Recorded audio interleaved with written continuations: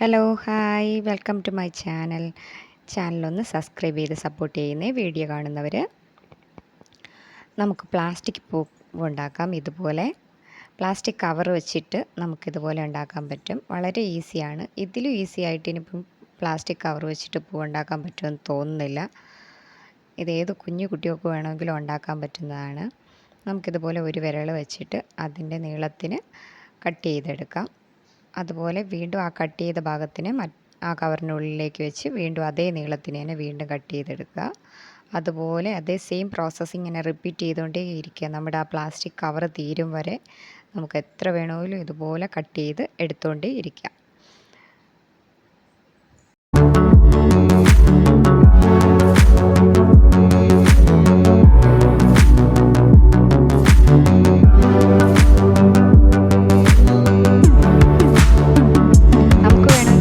വേറെ കളർ കവറുണ്ടെങ്കിൽ അതുകൂടി ആഡ് ചെയ്യാം കേട്ടോ. ഇതുപോലെ വെച്ച് കട്ട് ചെയ്തെടുക്കാം. ഇതിൻ്റെ ഇടയിലോ അല്ലെങ്കിൽ ഇതിൻ്റെ ആദ്യം ഏതെങ്കിലും ഒരു കളറോ അതൊക്കെ നിങ്ങളുടെ ഇഷ്ടം പോലെ നിങ്ങളുടെ കലാവാസന അനുസരിച്ച് നിങ്ങൾ ചെയ്താൽ മതി കേട്ടോ.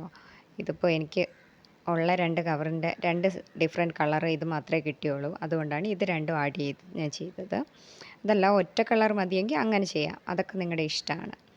എന്നിട്ട് ഒരു കമ്പി വെച്ചിട്ടോ അല്ലെങ്കിൽ ഒരു നൂല് വെച്ചിട്ടോ നമുക്കിതുപോലെ ഒന്ന് കെട്ടി വയ്ക്കാം. എന്നിട്ട് ആ കമ്പിയിൽ നമുക്ക് വേണമെങ്കിൽ ഒരു പേപ്പറോ അങ്ങനെ ചുറ്റി കൊടുത്തതിന് ശേഷം അതിനൊരു ഗ്രീൻ കളർ ആഡ് ചെയ്ത് കൊടുത്താൽ മതി. ഷേപ്പ് അല്ലാത്ത ഭാഗം നമ്മളിതുപോലെ കട്ട് ചെയ്ത് കൊടുത്താൽ മതി. ഇപ്പോൾ ഒരു അടിപൊളി പൂ റെഡി ആയിട്ടുണ്ട്. ഇഷ്ടമായാൽ ലൈക്ക് ചെയ്യാനും കമൻറ്റ് ചെയ്യാനും സബ്സ്ക്രൈബ് ചെയ്യാനും മറക്കരുത്. Thank you. ഇതുപോലുള്ള മോർ വീഡിയോസിനായി ചാനലൊന്ന് സബ്സ്ക്രൈബ് ചെയ്ത് സപ്പോർട്ട് ചെയ്യുന്നേ. എല്ലാവരും ട്രൈ ചെയ്ത് നോക്കണം കേട്ടോ. ഇത് വളരെ ഈസിയാണ്. വീട്ടിൽ തന്നെ നമുക്ക് എപ്പോഴും വേണമെങ്കിലും കിട്ടുന്ന ഒരു സാധനമാണ് പ്ലാസ്റ്റിക് കവർ. എല്ലാവരും ട്രൈ ചെയ്തതിന് ശേഷം റിസൾട്ട് പറയണം കേട്ടോ. താങ്ക്